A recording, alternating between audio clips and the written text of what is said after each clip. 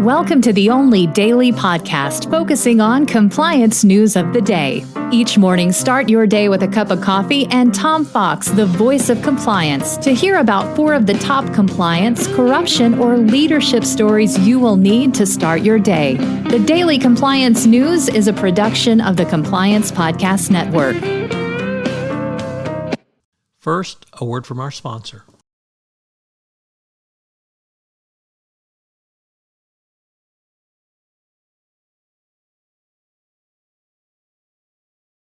The Daily Compliance News for October 12, 2023, the Unfreeze edition. And we begin with that story from the Wall Street Journal as Belgium plans to unfreeze $1.8 billion in funds on frozen Russian assets.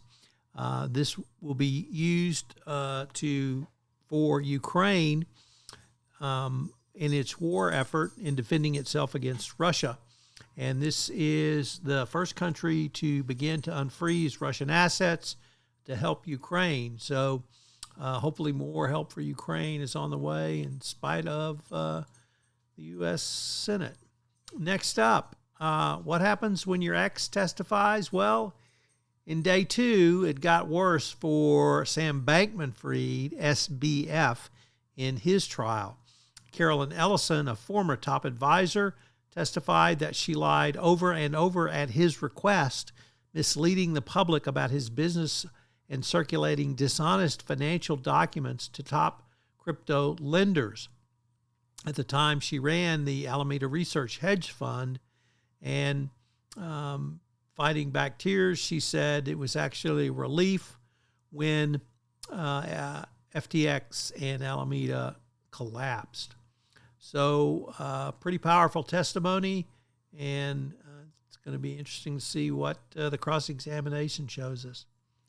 Next up from the BBC, California, the state of California will require companies report on carbon emissions.